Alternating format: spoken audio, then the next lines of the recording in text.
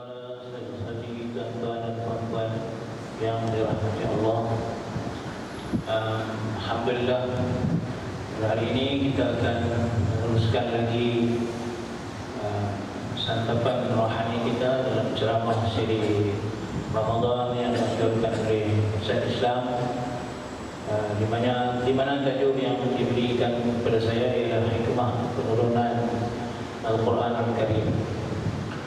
Di mana kita masih lagi meneruskan ibadat puasa kita di bulan Ramadan ini, dan kita mohon kepada Allah SWT supaya kita semua diberikan kekuatan, keimanan, kesihatan dan kesejahteraan kita untuk menempuh dan mengakhirkan bulan Ramadan yang hanya bagi mungkin 10 hari lagi. Dan dalam ceramah yang saya akan sampaikan ini, kita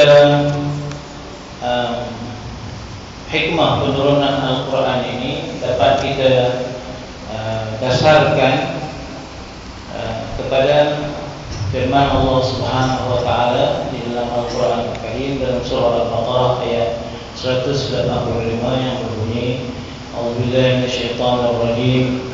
شهر رمضان الذي أنزل فيه القرآن هدى للناس وبينات من الهدى والفرقان. Syahrul Ramadan, yang bulan Ramadan yang diturunkan padanya Al-Quran sebagai petunjuk kepada manusia dan sebagai keterangan daripada Al-Huda dan Al-Furqan. Al-Furqan yang membezakan di antara Al-Haq dan Al-Batil. Syahrul Ramadan, memang semua sedia maklum itu adalah bulan Ramadan. Tetapi apakah kita ketahui perkataan Ramadan itu? Apakah rahasia yang terselindung di sebalik Ramadan itu sendiri? Ramadan yang berasal daripada perkataan Arab yang berbunyi Ramadan, Yarmadu Ramadan. Kalau kita teliti di dalam kamus Arab akan membawa makna panas yang bersangatan, terik, bahang yang membakar. Itu adalah bulan, itu makna Ramadan. Tidak ada nikmatnya Ramadan itu sekiranya tidak ada bahang kepanasan. Dan orang mengaitkan fenomena kepanasan ini dengan fenomena La Nino. Tetapi ada dahulu kita berpuasa, ada pusingan tahun yang kita katakan bahawa 10 tahun, 20 tahun di mana keadaan tidak panas, sejuk, selesa. Tetapi perkataan Ramadan itu adalah membawa arti bahang, panas yang terik, di mana disitulah kita akan merasakan dengan bahang yang terik itu kita akan dapat merasakan rasa lapar dan dahaga. Lebih-lebih lagi bagi orang yang bekerja di ladang sebagai nelayan, sebagai petani dan sebagainya. Tapi bagi orang-orang akademik yang berada di universiti, mungkin di dalam keadaan selesa, ada kipas, ada aircon dan sebagainya, dan bahang kepanasan itu kita tidak terasa seperti mana bahang yang dirasa oleh orang-orang awam. Syahrul Ramadan alladzi unzila fihi al-Quran, bulan yang diturunkan padanya Al-Quran. Bulan yang diturun di dalamnya Al-Quran itu, persoalan di sini kenapa Allah Subhanahu wa taala memilih bulan Ramadan itu? Dan boleh kita bacakan di sini dengan ayat yang sama, yaitu ayat dalam surah Al-Qadr, Inna anzalnahu fi lailatul qadr.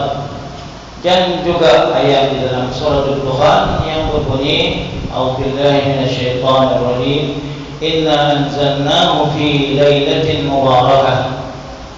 Malam yang penuh kemuliaan, malam yang penuh dengan keberkatan, malam yang penuh dengan ciri-ciri kemuliaan. Alladzi unzila fihi al-Quran, Tetapi Al-Quran itu yang diturunkan kepada Nabi kita Muhammad SAW selama dalam tempoh masa 20 tahun.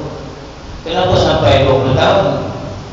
Kenapa tidak diturunkan setahun, 5 tahun? Kenapa perlu kepada 20 tahun penurunan Al-Quran itu? Seperti mana yang digambarkan dalam Al-Quran juga, yang menyatakan bahawa Al-Quran itu diturunkan secara munajjaman wa mufarraqan, ataupun kita boleh nyatakan bahawa turun daripada mana? Syahr Ramadan alladzi unzila fihi al-Quran. Al-Quran yang diturunkan daripada Lauh Mahfuz ke Baitul Izzah, itu yang dinyatakan bahawa Al-Quran itu turun pada malam Lailatul Qadar. Diturun daripada Lauh Mahfuz ke Baitul Izzah di samai dunia, mananya di langit bumi. Dan daripada situlah diturun kepada Nabi SAW oleh Malaikat Jibril AS selama 20 tahun. Selama 20 tahun ialah secara berangsur-angsur, secara berperingkat-peringkat, mengikut peristiwa, mengikut keadaan, mengikut zuruf suasana yang berlaku, di mana semua keadaan peristiwa yang berlaku itu adalah menjadi pengajaran, menjadi tauladan kepada kita umat Islam di dalam memahami Al-Quran itu sendiri. Persoalan yang boleh kita timbulkan di sini, alladzi unzila fihi al-Quran, bulan yang diturunkan di dalamnya Al-Quran. Al-Quran itu sudah pasti diturunkan pada bulan Ramadan. Tetapi apakah persoalan yang kita nak timbulkan di sini, bahawa kitab-kitab yang lain diturunkan di bulan mana pula?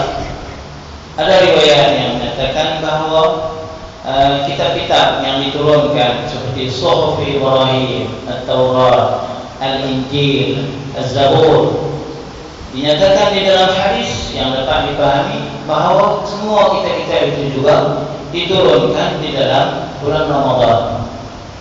Itu yang kita boleh kutiplah daripada hadis. Alladzi unzila fihi al-Quran.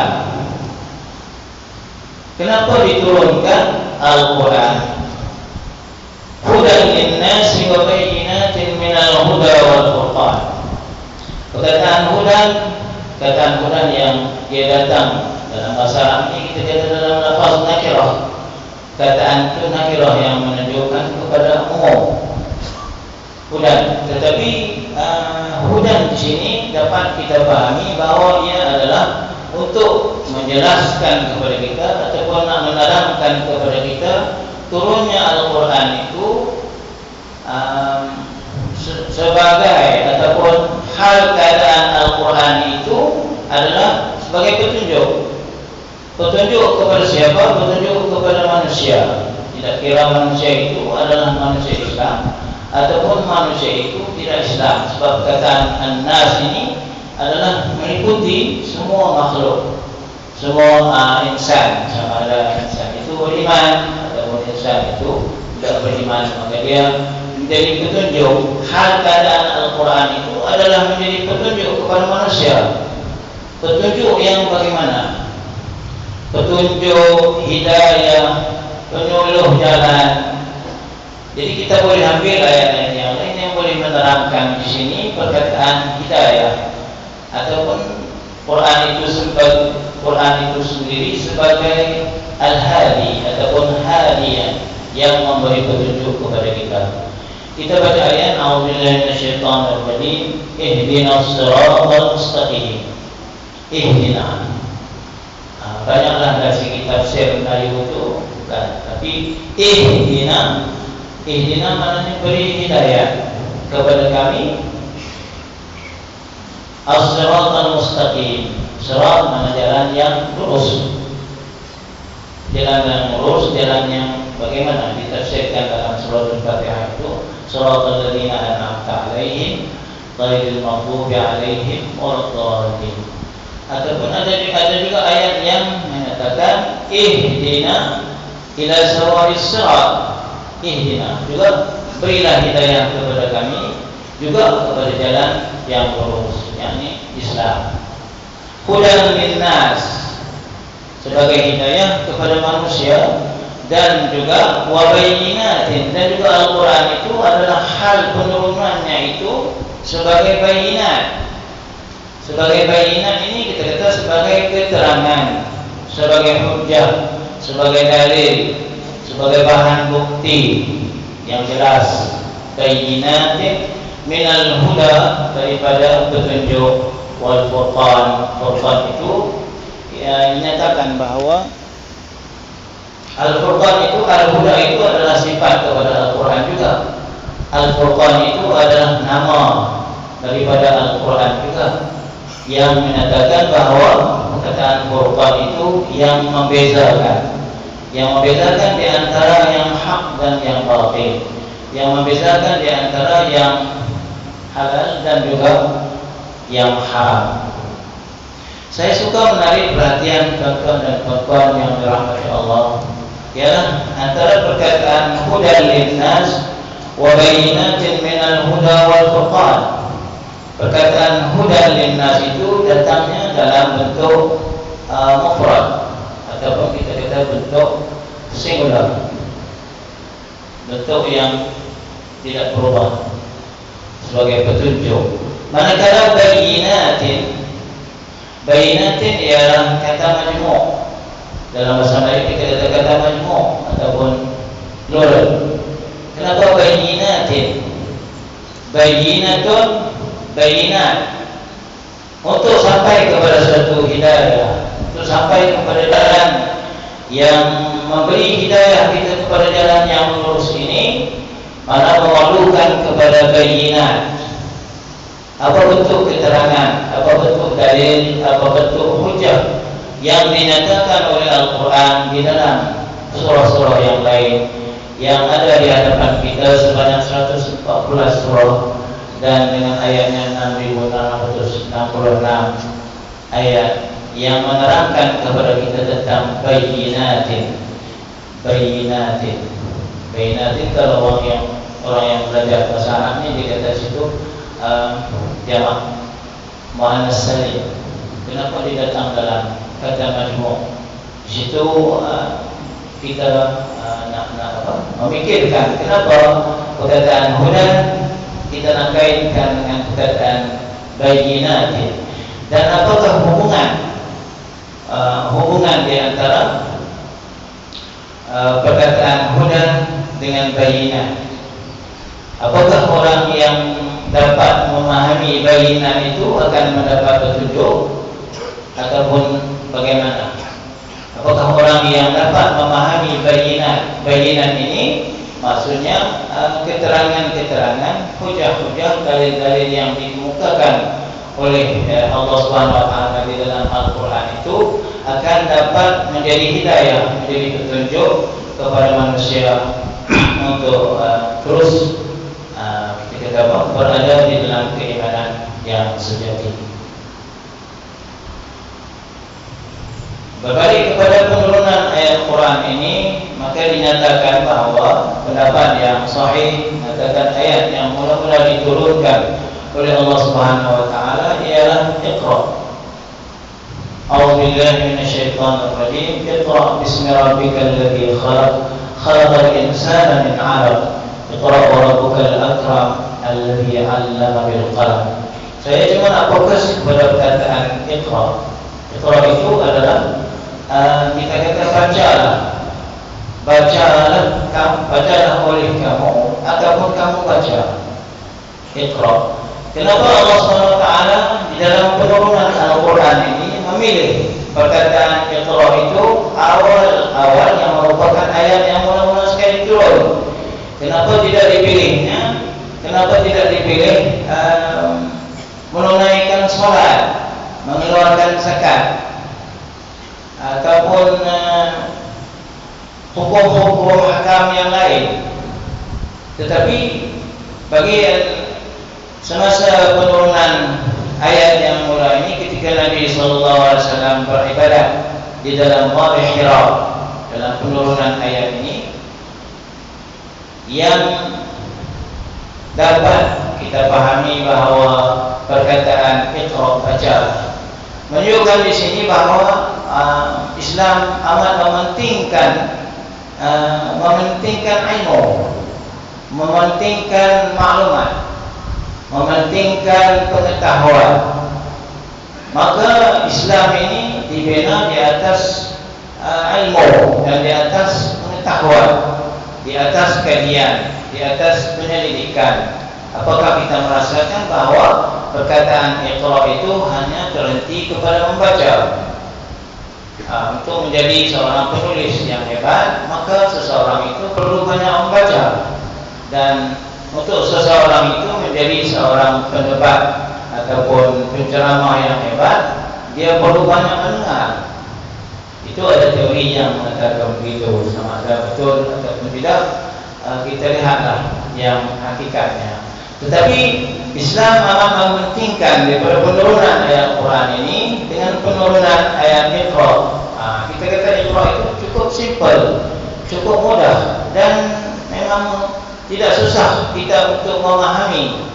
Tetapi apakah kita dapat memahami interpretasi, manifestasi dalam bahasa Arab dia kata al-iha wal maghza daripada ayat Iqra itu sendiri, di mana kalau kita lihat di dalam pembinaan tamadun itu sendiri, sebelum daripada tamadun Islam ini, kita akan dapati tamadun-tamadun yang dibina oleh kerajaan-kerajaan sebelum Islam itu tidak berasaskan kepada ilmu, tidak berasaskan kepada qiraah, tidak berasaskan kepada iqra. Dan tamadun-tamadun yang telah digambarkan oleh Allah Subhanahu wa taala di dalam Al-Qur'an juga dapat kita pahami bahawa tamadun-tamadun ini walaupun beribu tahun, tetapi tamadun itu akan hancur juga. Tamadun Fir'aun, tamadun Rom, Parsi, dan tamadun-tamadun yang disebut di dalam Al-Quran, cerita tentang Sabah, cerita tentang kaum Samud dan sebagainya di dalam Al-Quran itu sungguh pun begitu. Maka yang dapat kita pahami bahawa daripada perkataan Iqra itu sendiri nak menjelaskan kepada kita di sini bahawa Islam amat mementingkan ilmu, dan untuk membina tamadun itu kita perlu kepada ilmu. Kita perlu kepada menjana pengetahuan, maklumat untuk mencapai kepada suatu tamadun Islam itu sendiri. Sifat bagi tamadun Islam, apakah ianya hanya berlekat di negara-negara Arab? Adakah di Arab Saudi saja, ataupun di negara-negara Arab yang lain? Yang kita dapat ikuti sekarang ini bahawa negara Arab, nak kata dia tamadun ke, nak kata dia tak bertamadun ke, tapi dengan peristiwa yang berlaku sekarang amat mendukacitakan kita. Semua negeri Arab dia berperang sesama sendiri. Bukan mana dia membina tamadun dia, tetapi dia berperang sesama sendiri. Syria dengan krisisnya, Yaman dengan masalahnya, begitu semua negara-negara Arab, walaupun mereka sudah dikatakan bahawa kita kata membuat revolusi, dapat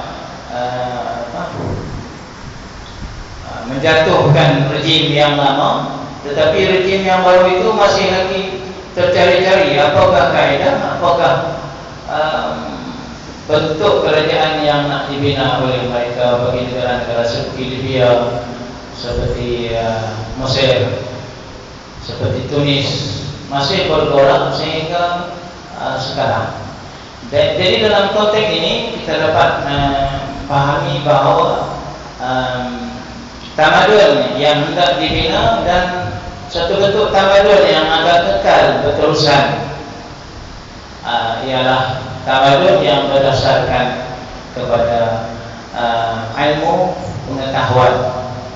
Kalau kita katakan bahawa bentuk tamadun itu tidak ada di negara Arab, tidak semestinya negara-negara lain tidak boleh mencapai tamadun ataupun tidak boleh mencapai tamadun yang dikehendaki di dalam Islam. Ada orang menyatakan bahwa pusingan tamadun itu boleh kita, Malaysia pun boleh dikategorikan sebagai negara yang menuju ke arah tamadun, ke arah peradaban itu. Tetapi atas konsep ataupun atas kita kata apa, perkara utama yang ditekankan ialah perhatian kepada ilmu pengetahuan. Itulah yang dapat kita pahami daripada penurunan. Walaupun ayat yang turun itu ayat kita kata yang menekankan kita, yang meminta kita supaya membaca, dan daripada pembacaan itu akan lahirlah penelitian, akan lahirlah penyelidikan, kajian-kajian yang boleh membangun kita kata sesebuah negara Islam itu sendiri. Dan yang dimana saya katakan tadi bahwa penurunan ayat Al-Quran ini diturun dengan perkataan Iqra, dan tidak diturun kita kata seperti mewajibkan sembahyang, mewajibkan puasa, tidak boleh berzina dan sebagainya. Semua begitu apabila kita teliti ayat-ayat yang diturunkan oleh Allah Subhanahu wa taala pada peringkat yang dinamakan sebagai Makkiyah dan juga Madaniyah. Perkara-perkara pokok, perkara-perkara yang menjadi perkara utama di dalam Islam, perkara isu-isu yang kita kata akidah, isu pembinaan akidah, perkara-perkara pokok. Perkara pokok ini adalah perkara-perkara utama seperti yang kita katakan, tidak boleh membunuh orang, tidak boleh membunuh orang, tidak boleh berzina, dan sebagainya. Itu banyak yang ayat-ayat yang menekankan kita kata persoalan akidah, persoalan asas di dalam Islam itu dikategorikan dalam penurunan Makkiyah. Manakala dalam proses penurunan Madaniyah ini adalah berkaitan dengan hukum hakam, hukum-hukum undang-undang kekeluargaan misalnya, maka hukum ayat-ayat yang membincangkan tentang hukum hakam, undang-undang keluarga dan sebagainya dibincangkan malah di dalam penurunan ayat-ayat Madaniyah. Semua begitu dalam dua konteks ini, Makkiyah dan Madaniyah. Mungkin asas utama yang nak dibinakan oleh Islam itu kita akan dapati di dalam ayat-ayat Makkiyah. Dan untuk pembinaan suatu tamadun, pembinaan suatu negara, isu-isu kenegaraan dan sebagainya itu, maka ayat-ayat yang difokuskan kepada Madaniyah, ayat yang turun pada bahasa Madaniyah, itu yang dapat kita pahamlah. Saya rasa setakat itu saja yang dapat saya sampaikan, dan saya ucap terima kasih kepada tuan-tuan dan puan-puan muslimat yang dirahmati Allah. Semoga kita dapat meneruskan ibadah puasa kita dan digolongkan kita ini di kalangan orang-orang yang seperti mana sabda Rasulullah SAW, "Man shama Ramadhana imanan wa ihtisaban, ghufira lahu ma taqaddama min dhanbihi." Siapa yang berpuasa dalam bulan Ramadan ini dengan karena keimanan dia dan juga untuk dapat ganjaran daripada Allah Subhanahu wa taala, ghufira lahu ma taqaddama min dhanbihi, akan diampun dosanya. InsyaAllah kita akan mendapat keampunan daripada Allah Subhanahu wa taala. Dan sekali lagi ucapkan terima kasih. Wassalamualaikum warahmatullahi wabarakatuh.